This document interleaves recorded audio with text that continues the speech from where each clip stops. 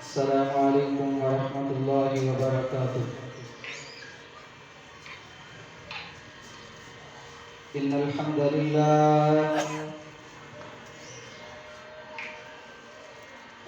لله نحمده ونستعينه ونستغفره ونعوذ بالله من شرور أنفسنا ومن سيئات أعمالنا. من يهده الله فلا مضل له ومن يضلل فلا هادي له. أشهد أن لا إله إلا الله وحده لا شريك له وأشهد أن محمدا عبده ورسوله. اللهم صل على محمد وعلى آل محمد كما صليت على إبراهيم وعلى آل إبراهيم إنك حميد مجيد. اللهم بارك على محمد وعلى آل محمد كما باركت على إبراهيم وعلى آل إبراهيم إنك حميد مجيد.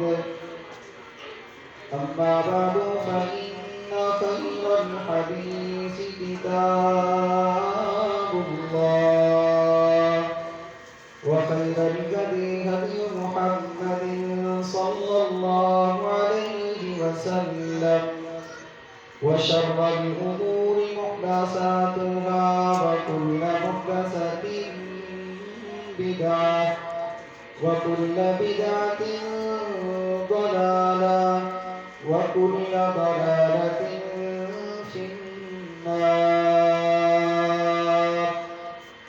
أما بعد فأعوذ بالله السميع العليم من الشيطان الرجيم. بسم الله الرحمن الرحيم. يا أيها الذين آمنوا كتب عليكم الصيام كما كتب على الذين من قبلكم لعلكم تتقون. أياما معدودات فمن كان منكم مريضا أو على سفر فعدة من أيام أخر. وعلى الذين يطيقونه فدية طعام مسكين فمن تطوع خيرا فهو خير له وأن تصوموا خير لكم إن كنتم تعلمون. شهر رمضان الذي أنزل فيه القرآن هدى للناس وبينات من الهدى والفرقان فمن شهد منكم الشهر فليصم ومن كان مريضا أو على سفر فعدة من أيام أخر. يريد الله بكم اليسر ولا يريد بكم العسر ولتكملوا العدة ولتكبروا الله على ما هداكم ولعلكم تشكرون.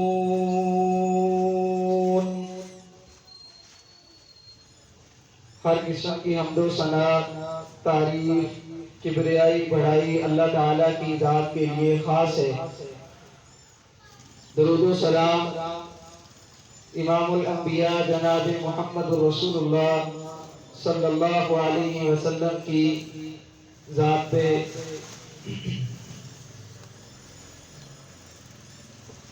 رمضان المبارک کا یہ مہینہ اللہ تعالیٰ کی رحمتوں اور برکتوں کا مہینہ ہے۔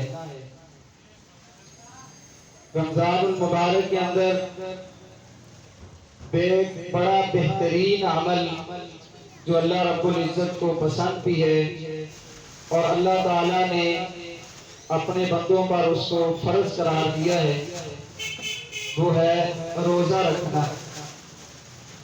قرآن پاک میں اللہ تعالیٰ نے اس بات کی وضاحت فرمائی ہے کہ روزہ صرف امت محمدیہ پر ہی فرض نہیں ہوا، بلکہ سابقہ جتنی بھی قومیں تھیں، امتیں ہیں، ان پر بھی اللہ تعالیٰ نے ان روزوں کو فرض کیا تھا۔ اگرچہ ان میں روزوں کا طریقہ کار ہمارے طریقے سے مختلف ہے، اس کا مقصد اللہ تعالیٰ نے بیان فرمایا ہے کہ روزے کا مقصد تقوی، پرہیزگاری، اللہ تعالیٰ کا ڈر، ہر لمحے اللہ کا خوف انسان کے دل میں ہو، زندگی کے ہر شعبے میں، ہر لمحے میں اللہ سے ڈر کر ان لمحات کو بسر کرے۔ روزہ ہر مسلمان عاقل بالغ شخص پر، مقیم پر فرض اور واجب ہے۔ مجنون، چھوٹا بچہ وہ مستثنیٰ ہے۔ رسول اللہ صلی اللہ علیہ وسلم کا فرمان ہے، رفع القلم عن ثلاث، تین بندوں سے اللہ رب العزت نے قلم کو اٹھا لیا ہے، مرفوع القلم ہے۔ عن المجنون حتی یعقل، مجنون اور پاگل آدمی سے جب تک وہ صحیح عقل مند نہیں ہو جاتا، وہ شریعت کا مکلف نہیں ہے۔ وَعَنِ الصَّبِيِّ حَتَّى يَحْتَلِمَ، اس بچے سے بھی قلم کو اٹھا لیا گیا جو ابھی بلوغت کی عمر کو نہیں پہنچا۔ وَعَنِ النَّائِمِ حَتَّى يَسْتَيْقِظ، اور نیند کی حالت میں بھی انسان مرفوع القلم ہوتا ہے جب تک وہ بیدار نہیں ہو جاتا۔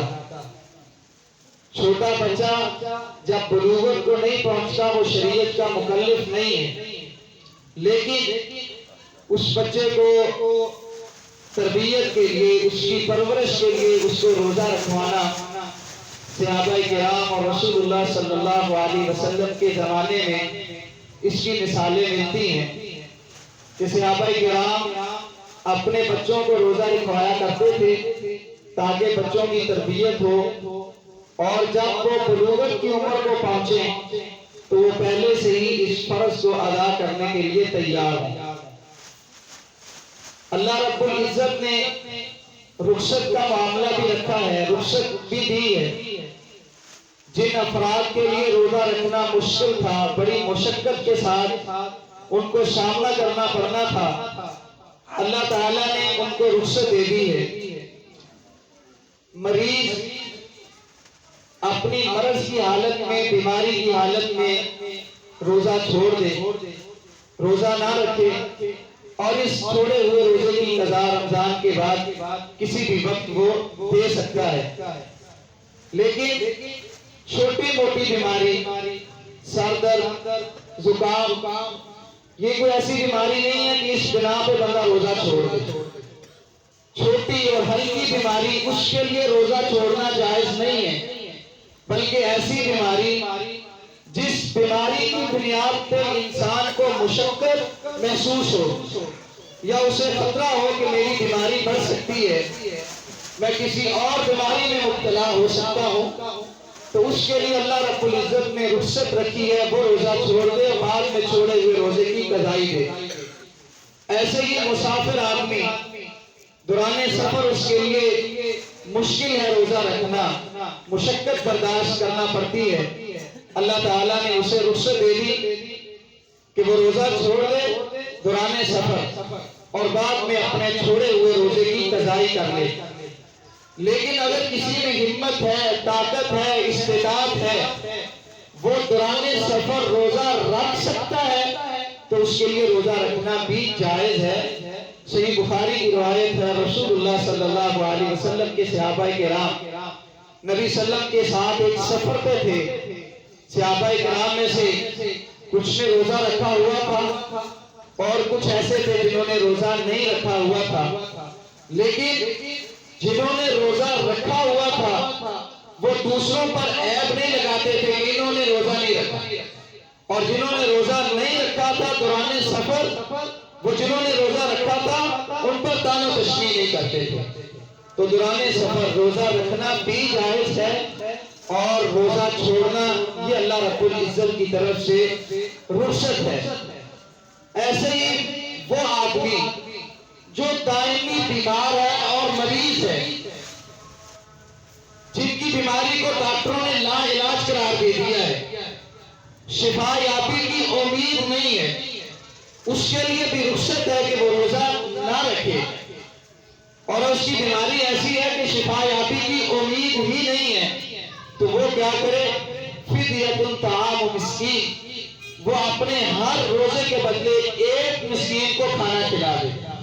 اس کو بعد میں روزے کی قضا دینا بھی ضروری نہیں ہے، وہ اپنے روزوں کے بدلے مسکین کو کھانا کھلا دیا جائے. اب یہ سوال ہے کہ ایک روزے کے بدلے ایک ٹائم کا کھانا کھلانا ہے یا 2 ٹائم کا کھانا، اور اس کی مقدار کیسے ہونی چاہیے؟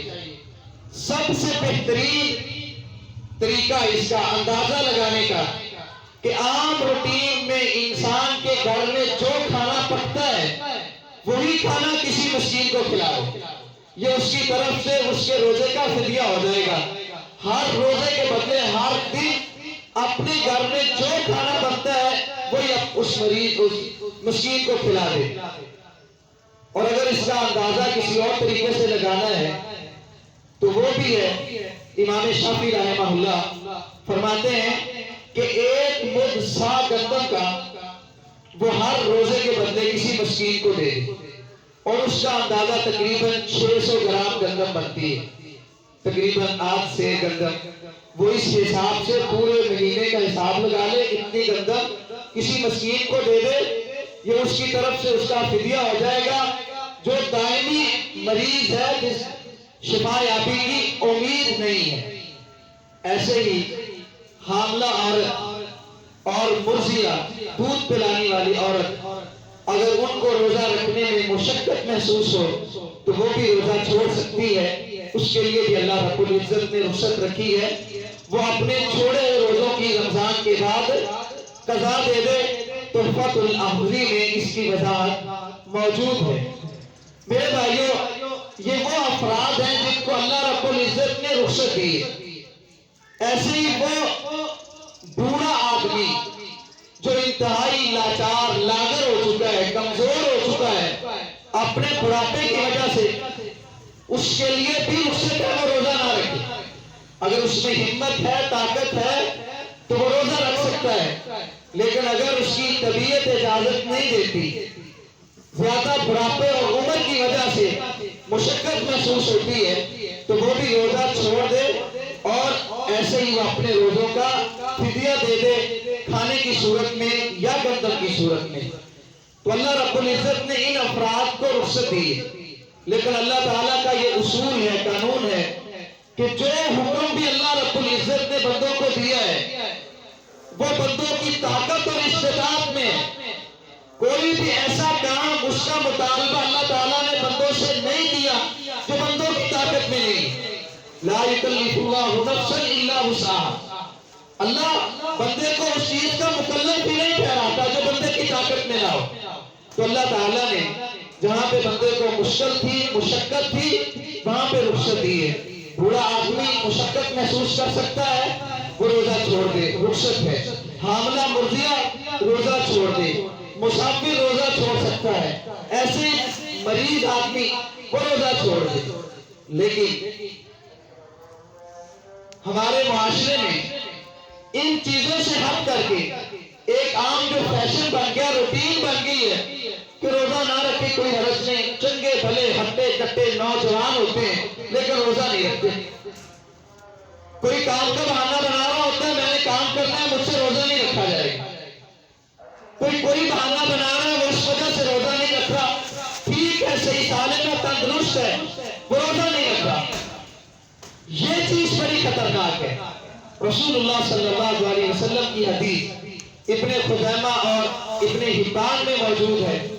رسول اللہ صلی اللہ علیہ وسلم کو خواب آیا، اور نبی کا خواب بھی وہی ہوتا ہے، نبی کا خواب بھی وہی ہوتا ہے۔ خواب میں دو فرشتے رسول اللہ صلی اللہ علیہ وسلم کے پاس آئے۔ ان فرشتوں نے رسول اللہ صلی اللہ علیہ وسلم سے کہا، اللہ کے نبی آپ اس پہاڑی پہ ذرا چڑھیے۔ رسول اللہ صلی اللہ علیہ وسلم نے جب پہاڑ کو دیکھا، راستہ بڑا مشکل تھا، کٹھن تھا، دشوار تھا، فرمایا میں تو اس پہاڑ کے اوپر نہیں چڑھ سکتا۔ فرشتوں نے کہا کہ آپ چڑھنا شروع کریں، ہم آپ کے لیے اس راستے کو آسان بنا دیں گے۔ خیر رسول اللہ صلی اللہ علیہ وسلم ان فرشتوں کے ساتھ اس پہاڑ پہ چڑھنا شروع ہوتے ہیں۔ جب اس پہاڑ کی چوٹی پہ پہنچتے ہیں، رسول اللہ صلی اللہ علیہ وسلم کچھ آوازیں سنتے ہیں، رونے کی، چیخنے چلانے کی آوازیں آ رہی ہیں۔ رسول اللہ صلی اللہ علیہ وسلم فرشتوں سے پوچھتے ہیں یہ کن کی آوازیں آ رہی ہیں، کون لوگ رو رہے ہیں، چیخ چلا رہے ہیں؟ فرمایا اللہ کے نبی یہ جہنمیوں کے رونے اور چیخنے چلانے کی آوازیں آ رہی ہیں، آپ آگے چلیے۔ رسول اللہ صلی اللہ علیہ وسلم فرماتے ہیں ہم آگے گئے، آگے کا جو منظر ہے وہ مجھے اور آپ کو جھنجھوڑنے کے لیے کافی ہے۔ یہ رسول اللہ صلی اللہ علیہ وسلم نے وہ منظر کو دیکھا، فرمایا کہ آگے کچھ لوگ ہیں ان کو الٹا لٹکایا ہوا ہے، ان کو الٹا لٹکایا ہوا ہے، اور ان کی یہ باتیں چیر دی گئی ہیں اور ان سے خون لہو ٹپک رہا ہے۔ رسول اللہ صلی اللہ علیہ وسلم ذرا دیکھیے نا، کتنے رحیم اور شفیق نبی، ہر وقت اپنی امت کی فکر میں رہنے والے۔ جب یہ منظر سامنے ہوتا ہے، نہیں رہا گیا، پوچھا فرشتوں سے یہ کون لوگ ہیں جن کو یہ عذاب دیا جا رہا ہے، ان کے ساتھ یہ معاملہ پیش آیا ہوا ہے کہ ان کو الٹا لٹکایا ہوا ہے، ان کی باتوں کو چیرا گیا ہے، خون ٹپک رہا ہے، لہو ٹپک رہا ہے۔ رسول اللہ صلی اللہ علیہ وسلم کو بتایا گیا اللہ کے نبی یہ آپ کی امت کے وہ لوگ ہیں جو روزے کی حالت میں کھایا پیا کرتے ہیں۔ ان کو نہیں پتا تھا رمضان ہے یا غیر رمضان ہے، کہ عام روٹین کے دن ہی گزارتے تھے جیسے عام دن گزارتے ہیں۔ ان کو رمضان کے آنے اور نہ آنے کا کوئی فرق نہیں، یہ روزہ نہیں رکھا کرتے تھے، یہ ان کا عذاب اور ان کی سزا ہے جو رسول اللہ صلی اللہ علیہ وسلم نے دیکھی ہے۔ تو میرے بھائیوں یہ بہت بڑا کبیرہ گناہ ہے کہ انسان صحیح سالم ہے، تندرست ہے، وہ بیمار بھی نہیں ہے، مسافر بھی نہیں ہے، کوئی اور اسے عارضہ بھی نہیں ہے، اور بلا وجہ بغیر عذر کے وہ روزہ نہیں رکھتا، اور پھر شریعت کا استہزاء اور مذاق اڑانا اس پر کہ روزہ تو وہ رکھے جس کے پاس دانے نہیں ہیں، روزہ تو وہ رکھے جس کے پاس کھانے کے لیے کچھ نہیں ہے، ہمارے پاس یہ چیزیں وافر ہیں۔ یہ معاشرے میں لوگ کہتے ہیں، ابھی کل ہی مجھے ایک شخص بتا رہا تھا، ایک خاتون ہے، اس کا خامد فوت ہو گیا، اب وہ کہہ رہی ہے کہ میں نے روزہ نہیں رکھا۔ پوچھا گیا کیوں؟ خواب میں میرا خامد مجھے ملا، وہ مجھے کہتا ہے کہ روزہ نہ رکھا کرو۔ سبحان اللہ، ایسے خواب پہ ایک کام عمل کرنا شروع کر دیا، اور اللہ رب العزت کا حکم، یہ خواب تو شیطانی خواب ہے، یہ خواب شیطانی خواب ہے، اور پھر خواب حجت اور دلیل نہیں ہوتا، خواب حجت اور دلیل صرف نبی کا ہوتا ہے، اللہ رب العزت کا حکم، شریعت کا حکم روزہ رکھنے کا ہے۔ تو میرے بھائیوں یہ بہت بڑا کبیرہ گناہ ہے کہ روزہ چھوڑ دیا جائے، اور ہم کبیرہ گناہ کا مرتکب ہوتے ہیں روزہ نہ رکھا، اور ایک اور ان سے بڑا جرم کرتے ہیں، وہ کیا؟ شریعت کا استہزاء اور مذاق اڑاتے ہیں، شریعت کا استہزاء اور مذاق اڑاتے ہیں۔ اور یاد رکھیے یہ شریعت کا اصول ہے، جب کوئی بھی بندہ شریعت کا وہ مسئلہ جو بالکل واضح ہو اس کا مذاق اڑاتا ہے، استہزاء کرتا ہے، اس کے سارے نیک اعمال اللہ رب رب العزت ضائع کر دیتا ہے۔ اللہ رب العزت کے ہاں ان کے نیک اعمال کی کوئی حیثیت اور برکت نہیں ہوتی۔ تو روزے کو چھوڑنا یہ اللہ رب العزت کے ہاں بہت بڑا گناہ ہے۔ اللہ رب العزت نے ہمیں یہ ایک لمحہ دیا ہے، ہماری زندگی میں یہ ایک مبارک گھڑیاں آ گئی ہیں، اس سے فائدہ اٹھائیں، روزہ رکھ کر اللہ رب العزت کو راضی کریں۔ رسول اللہ صلی اللہ علیہ وسلم صحیح حدیث ہے، ایک دن مسجد میں آئے جمعے کا خطبہ دینے کے لیے۔ رسول اللہ صلی اللہ علیہ وسلم جب منبر کے پہلے زینے پہ چڑھتے ہیں تو آپ اونچی آواز سے، بلند آواز سے کہتے ہیں آمین۔ جب دوسرے زینے پہ چڑھتے ہیں پھر کہتے ہیں آمین۔ ایسے ہی جب تیسرے زینے پہ پہنچتے ہیں تو رسول اللہ صلی اللہ علیہ وسلم پھر آمین کہتے ہیں۔ صحابہ کرام کے سامنے یہ نئی چیز تھی جو نبی صلی اللہ علیہ وسلم نے پہلے صحابہ کرام کے سامنے ایسا نہیں کیا۔ روٹین میں رسول اللہ صلی اللہ علیہ وسلم آتے، سلام کہتے، منبر پہ تشریف رکھتے، اذان ہوتی، آپ علیہ الصلوۃ والسلام خطبہ دیتے، یہ روٹین تھی۔ اب خلاف روٹین ایک کام ہوا، صحابہ کرام کے سامنے جب کوئی بھی ایسا کام جو روٹین کے خلاف ہوتا، رسول اللہ صلی اللہ علیہ وسلم سے فوراً سوال کیا کرتے تھے، اللہ کے نبی آج آپ نے ایسا کیوں کیا؟ پہلے تو آپ ایسا نہیں کیا کرتے تھے۔ رسول اللہ صلی اللہ علیہ وسلم سے پوچھا، اللہ کے نبی آج آپ نے ایک ایسا کام کیا جو آپ نے پہلے نہیں کیا؟ آپ نے آمین کہا پہلے، دوسرے تیسرے دنوں پہ پہنچتے ہوئے بھی۔ رسول اللہ صلی اللہ علیہ وسلم فرماتے ہیں میرے پاس جبریل علیہ السلام آئے، جبریل علیہ السلام آئے تھے اور جبریل علیہ السلام نے 3 بددعائیں کی اور میں نے ان بددعاؤں پر آمین کہا۔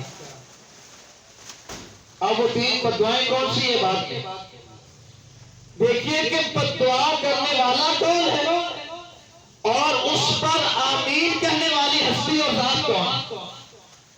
ایک طرف سے جبریل علیہ السلام روح الامین جو فرشتوں کے سردار ہے اور دوسری طرف وہ نبی جو انبیاء کے سردار ہے۔ فرشتے اپنی مرضی سے تو کچھ نہیں کر سکتے، لا یعصون اللہ ما امرهم ویفعلون ما یؤمرون۔ فرشتے وہی کرتے ہیں جن کا اللہ رب العزت نے ان کو حکم دیا ہے۔ تو مطلب جبریل علیہ السلام نے اس وقت جو بددعائیں کی تھی وہ اپنی طرف سے نہیں کی تھی، اللہ رب العزت کا حکم تھا۔ وہ بددعائیں کون سی تھی؟ ان میں سے ایک بددعا یہ تھی کہ ناکام اور نامراد ہو گیا وہ شخص جس کی زندگی میں اللہ رب العزت نے اسے رمضان المبارک کا مہینہ نصیب کیا، پورا مہینہ گزر گیا لیکن وہ اللہ رب العزت سے اپنے گناہ نہ بخشوا سکا، پورا مہینہ گزر گیا وہ اپنے آپ کو جہنم سے آزاد نہیں کروا سکا۔ وہ شخص اللہ کی رحمت سے نا امید ہے، محروم ہو جائے، ناکام ہو جائے۔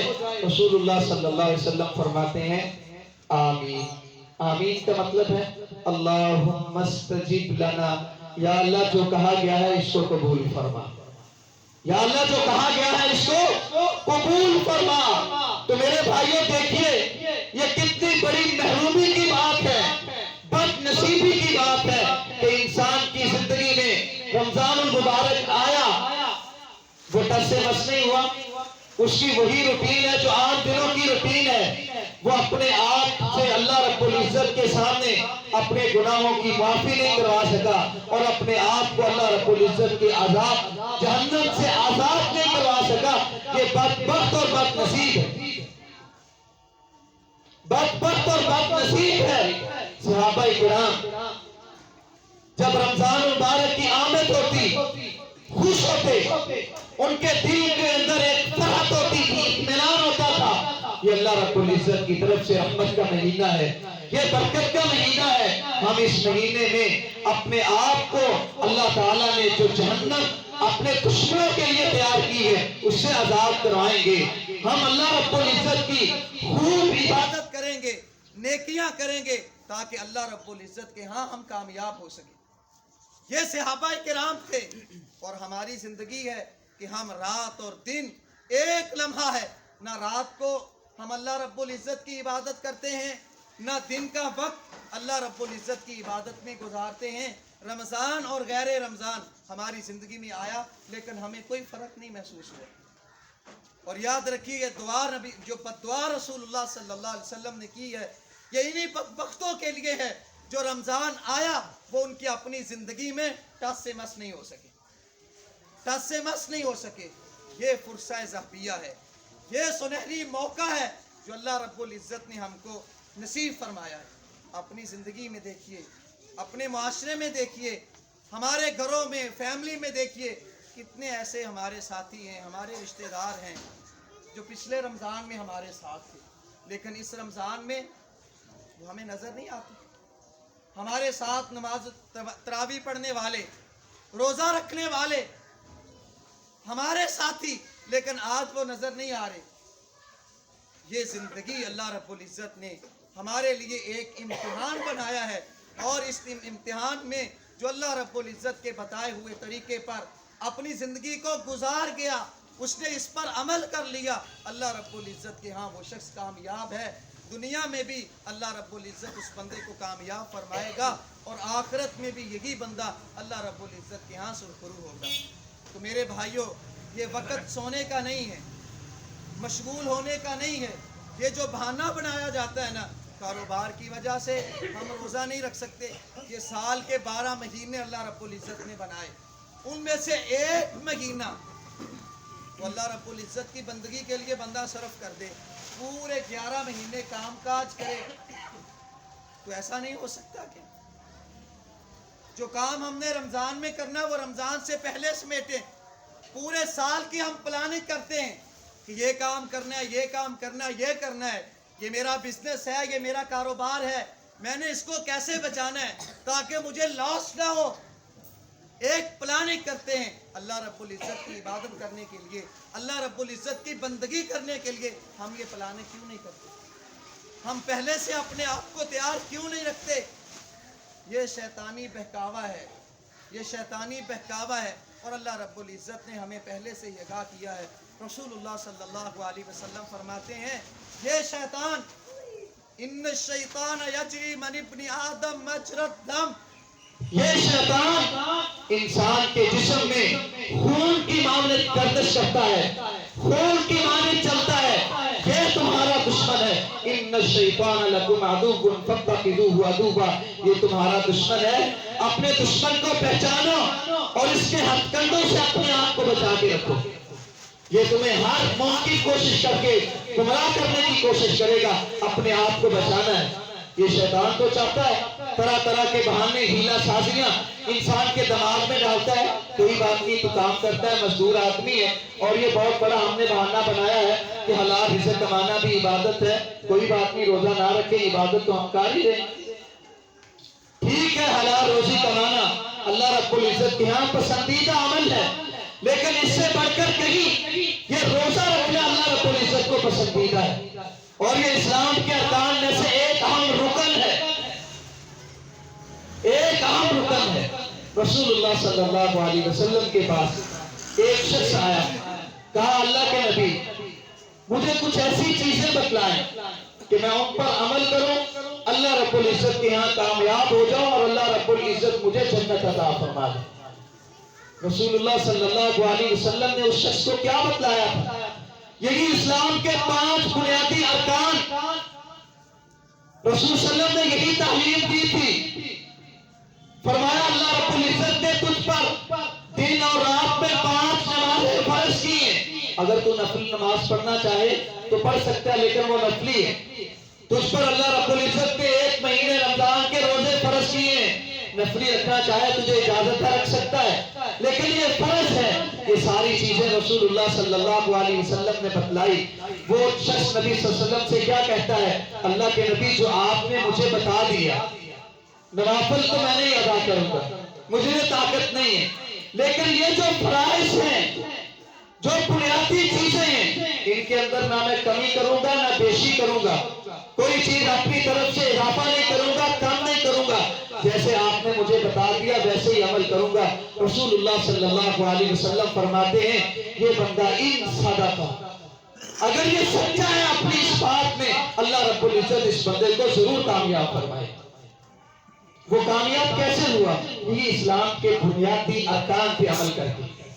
تو میرے بھائیوں، شیطانی ہتھ کنڈوں سے اپنے آپ کو بچائیں۔ روزہ اللہ رب العزت نے فرض کیا ہے، اس فرض کو ہر بندہ ادا کرے۔ جہاں پہ رخصت کا معاملہ ہے، اللہ رب العزت نے وہ بھی ہمارے سامنے رکھ دیا۔ کچھ ایسی چیزیں ہیں روزے کی حالت میں جو عمومی معاشرے میں لوگوں کو علم نہیں ہے۔ بعض ایسی چیزیں جن سے روزہ ٹوٹ جاتا ہے، اور بعض ایسی چیزیں ہیں جن سے روزے پہ کوئی اثر نہیں پڑتا، روزہ نہیں ٹوٹتا۔ جن چیزوں سے روزہ ٹوٹ جاتا ہے وہ ہے عمدن، جان بوجھ کر کھانا اور پینا، اس سے روزہ ٹوٹ جاتا ہے۔ صحیح بخاری کی روایت ہے، رسول اللہ صلی اللہ علیہ وسلم فرماتے ہیں، من نسی وہو صائم فاکل وشرب، جو شخص بھول گیا وہ روزے کی حالت میں ہے، اس نے کھا لیا پی لیا، فلیتم صومہ، وہ اپنے روزے کو مکمل کر لے۔ فإنما أطعمه الله وسقاه، اللہ رب العزت اس بندے کو کھلاتا اور پلاتا ہے۔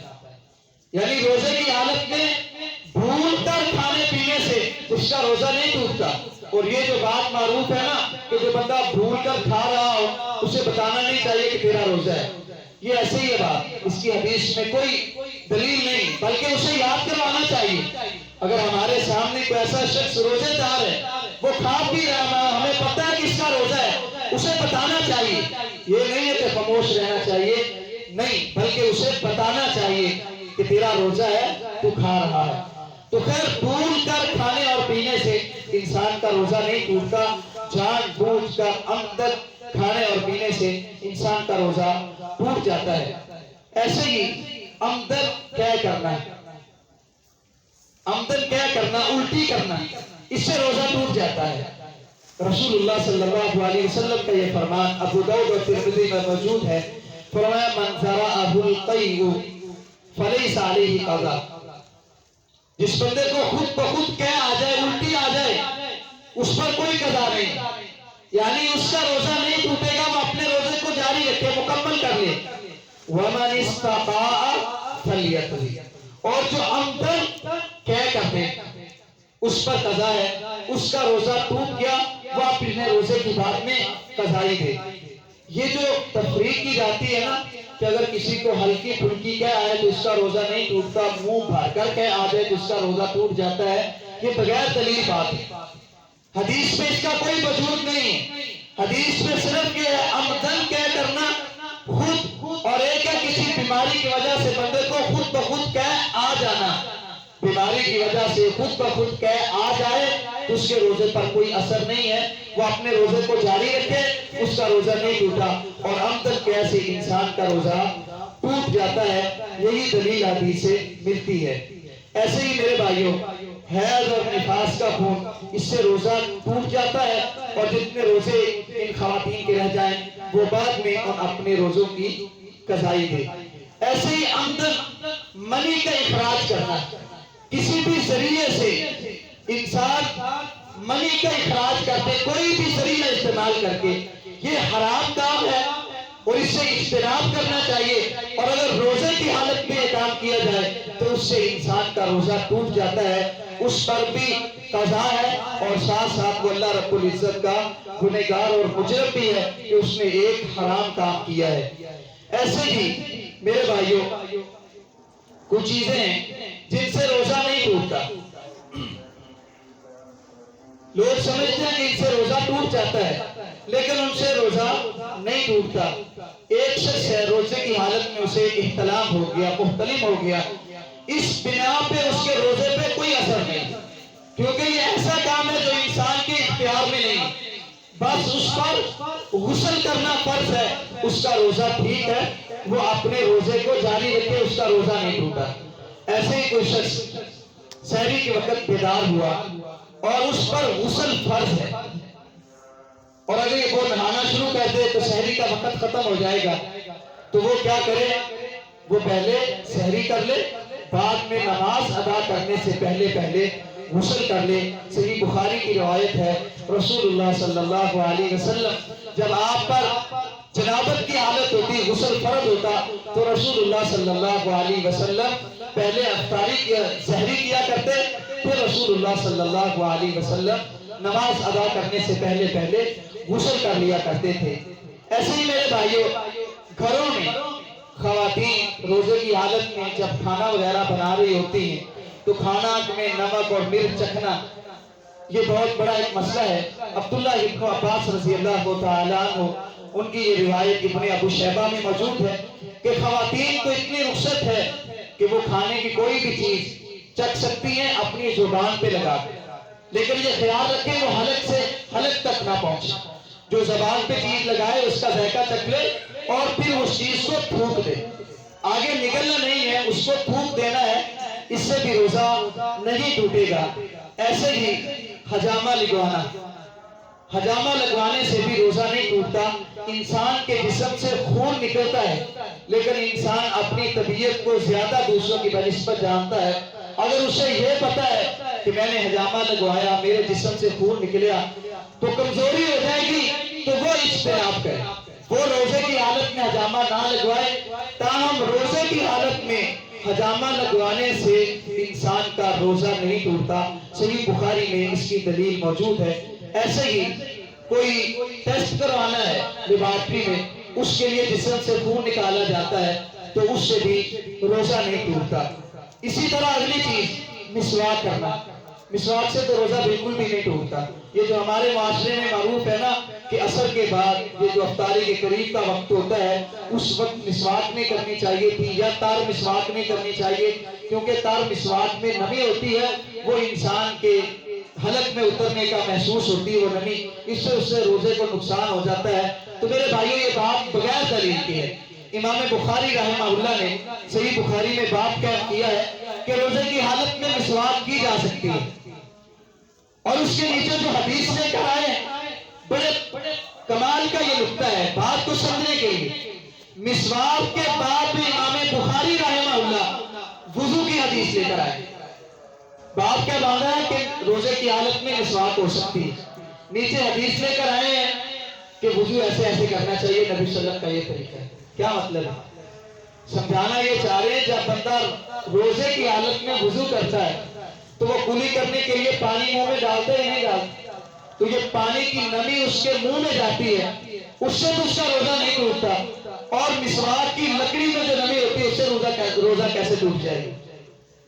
اور صحابہ کرام اور رسول اللہ صلی اللہ علیہ وسلم روزے کی حالت میں مسواک کیا کرتے تھے، اور بلکہ یہ مستحسن عمل، حدیث میں آتا ہے السواک مطہرۃ للفم ومرضات للرب۔ یہ بہت بڑی اجر اور فضیلت کی بات ہے کہ مسواک کرنا ایک تو طہارت کا ذریعہ ہے، انسان کا منہ پاک صاف رہتا ہے، اس سے بدبو نہیں آتی، اور فرشتوں کو بھی اذیت نہیں ہوتی، اور ہمارے ساتھ جو افراد ہوتے ہیں وہ بھی اس اذیت سے محفوظ ہوتے ہیں۔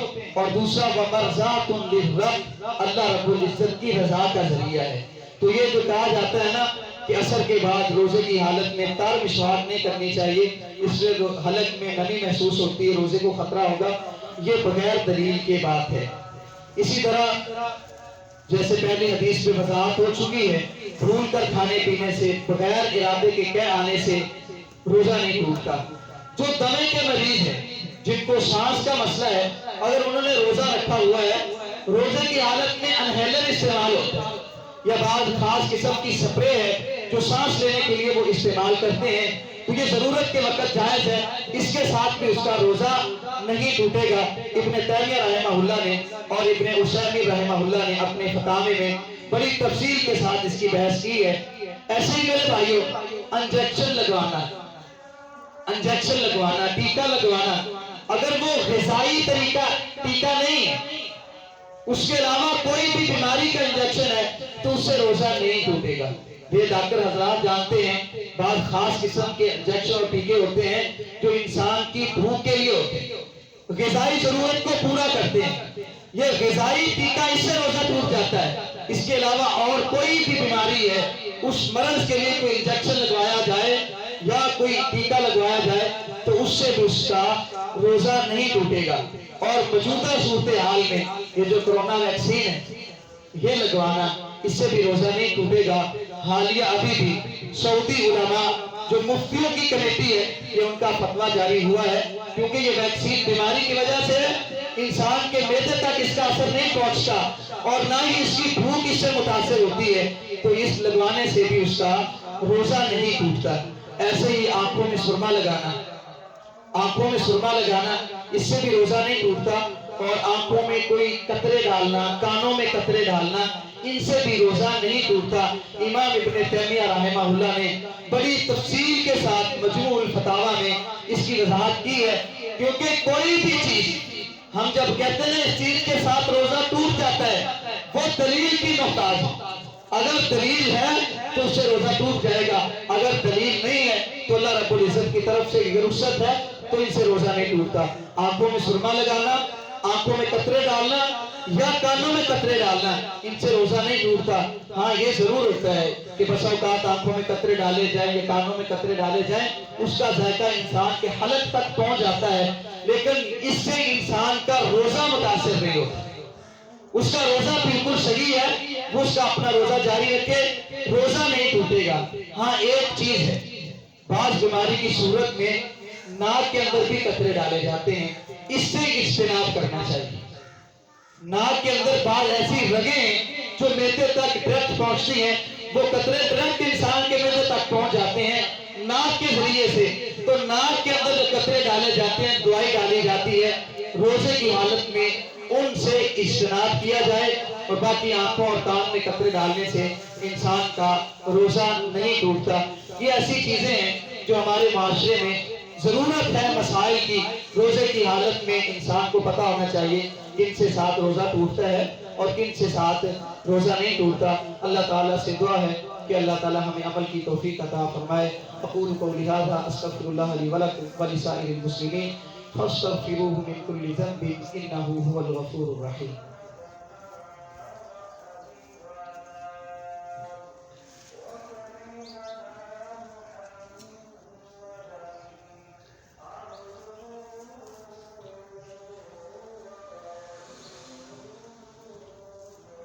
إن الحمد لله نحمده ونستعينه ونستغفره ونعوذ بالله من شرور أنفسنا ومن سيئات أعمالنا من يهده الله فلا مضل له ومن يضلل فلا هادي له أشهد أن لا إله إلا الله وحده لا شريك له وأشهد أن محمدا عبده ورسوله۔ سحری اور افطاری کے احکام بھی رسول اللہ صلی اللہ علیہ وسلم نے وضاحت فرمائی ہے۔ سحری کو لیٹ کرنا یہ رسول اللہ صلی اللہ علیہ وسلم کی سنت ہے، اور افطاری کو جلدی کرنا یہ رسول اللہ صلی اللہ علیہ وسلم کی سنت اور طریقہ ہے۔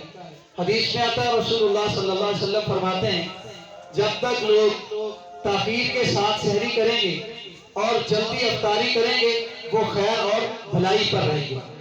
اب لیٹ سحری کرنے کا کیا مطلب ہے اور جلدی افطاری کرنے کا کیا مطلب ہے؟ جلدی افطاری کرنے کا یہ مطلب نہیں ہے کہ بندہ سورج غروب ہونے سے پہلے افطاری کر دے۔ صحیح بخاری میں اس کی وضاحت بھی موجود ہے کہ یہودی لوگ وہ سورج غروب ہونے کے بعد ایک ستارہ طلوع ہوتا تھا، اس کے طلوع ہونے کا انتظار کیا کرتے تھے کہ جب تک وہ ستارہ طلوع نہیں ہوگا ہمیں یقین نہیں ہے کہ رات آئی ہے یا نہیں آئی، تو اس ستارے کے طلوع ہونے سے یہ یقین ہو جائے گا کہ سورج غروب ہو گیا، اب ہم روزہ افطار کریں گے۔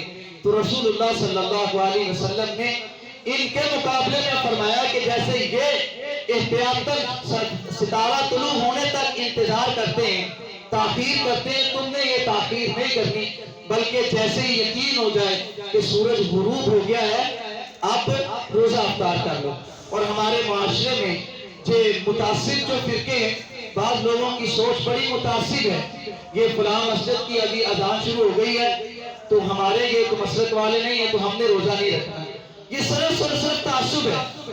جب سورج غروب ہو گیا ہے اب کسی بھی مسجد میں اذان کی آواز آ رہی تو روزہ افطار ہو سکتا ہے، بس یقین یہ کرنا ہے کہ سورج غروب ہوا یا نہیں ہوا۔ روزے افطاری کا تعلق اذان کے ساتھ نہیں ہے بلکہ سورج غروب ہونے کے ساتھ ہے. جب سورج غروب ہو جائے اذان لیٹ بھی ہو سکتی ہے. اذان دینے والے مؤذن وہ بھی ہم ہی میں سے ہوتے ہیں, وہ بھی ہمارے بھائی ہیں, ان کو غلطی بھی لگ سکتی ہے, ٹائم کا آگا پیچھا بھی ہو سکتا ہے. جب یقین ہو جائے کہ سورج غروب ہو گیا ہے انسان روزہ افطار کر سکتا ہے. ایسے ہی سحری کو لیٹ کرنا, لیٹ کر کے کھانا, یہ رسول اللہ صلی اللہ علیہ وسلم کی سنت ہے. صحیح بخاری میں آتا ہے, پوچھا گیا کہ رسول اللہ صلی اللہ علیہ وسلم کی سحری میں اور فجر کی نماز میں کتنا وقفہ ہوتا, یعنی جب نبی صلی اللہ علیہ وسلم سحری کر لیتے اس کے بعد کتنا وقفہ ہوتا نماز کے لیے. بعد میں رسول اللہ صلی اللہ علیہ وسلم نماز ادا کرتے. فرمایا قدر 50 آیہ, یہ بخاری کی روایت ہے. صرف سحری کے بعد نماز پڑھنے کے تک اتنا وقفہ ہوتا تھا کہ بندہ 50 آیات قرآن کی تلاوت کرے. یہ رسول اللہ صلی اللہ علیہ وسلم یعنی بالکل آخر پہ جا کر سحری کرتے ہیں. یہ نہیں کہ ایک گھنٹہ ڈیڑھ گھنٹہ پہلے افطاری کر لے اور اس کے بعد اذان ہو, یعنی بالکل سحری کا آخری وقت اذان ہونے تک بندہ کھا پی سکتا ہے. اور ایسے یہ بڑا مسئلہ ہے کہ اگر کوئی شخص کھانا کھا رہا ہے اور اذانیں شروع ہو گئی ہیں, اب وہ کیا کرے؟ صحیح حدیث ہے, غالباً ابو داؤد کی ہے, رسول اللہ صلی اللہ علیہ وسلم فرماتے ہیں جو شخص کھا پی رہا ہے اور اذان شروع ہو گئی ہے اور اس کے ہاتھ میں وہ کھانے پینے کا برتن موجود ہے, فَلْيَقْضِ حَاجَتَهُ, وہ اپنی حاجت کو پورا کر لے, یعنی اپنی ضرورت کو پورا کر لے. وہ کسی وجہ سے لیٹ ہو گیا ہے, اذانیں شروع ہو گئی ہیں, اس کے ہاتھ میں وہ کھانے پینے والی چیزیں وہ کھا پی رہا ہے تو وہ کھا لے. لیکن اس چیز کا اہتمام کرنا چاہیے کہ یہ نہیں ہے کہ بندہ کہے میرے لیے رخصت ہے, اب اس مسجد کی اذان ہوگی پھر اس کی ہوگی پھر اس کی ہوگی, کہ 15-20 منٹ تو اذانیں ہوتی رہتی ہیں, میں 15-20 منٹ کھاتا ہی رہوں گا. وہ ضرورت کے مطابق 1-2 منٹ میں جو اس کے ہاتھ میں چند لقمے ہیں, جب پینے کا وہ جو چیز ہے, پانی کا برتن ہے, تو وہ اس کو کھا پی لے, یہ اس کے لیے رخصت ہے. ایک چیز جو رہ گئی ہے وہ ہے بڑی اہم, روزے کی حالت میں پیسٹ, برش پیسٹ کا استعمال کرنا, ٹوتھ پیسٹ کا استعمال کرنا. تو یہ بھی مسواک کی مانند ہی ہے. معاملہ اس میں وسیع ہے, اس سے روزہ نہیں ٹوٹتا. صرف ایک احتیاط ہے کہ اس پیسٹ میں کچھ ایسے ذرات ہوتے ہیں جو حلق تک اس کا اثر رہتا ہے. بس یہ احتیاط ہونی چاہیے کہ وہ حلق تک اس کا ذائقہ اور اثر نہ پہنچے, اچھے سے کلی کر کے اس کے ذائقے کو ختم کر دیا جائے. تو یہ بھی روزے کی حالت میں جائز ہے. اللہ تعالی ہمیں عمل کی توفیق عطا فرمائے. اما بعد فإن خير الحديث كتاب الله وخير الهدي هدي محمد صلى الله عليه وسلم وشر الأمور محدثاتها وكل محدثة بدعة وكل بدعة ضلالة وكل ضلالة في النار.